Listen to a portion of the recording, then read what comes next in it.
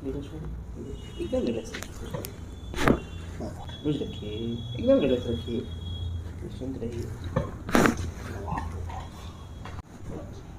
ये है chiropractic thrust जो हम लोग देते हैं सर्वाइकल स्पॉन्डिलाइटिस के पेशेंट्स के लिए। ये उनमें करने पर मरीज में जल्दी रिकवरी आती है। एक अच्छा पैटर्न है।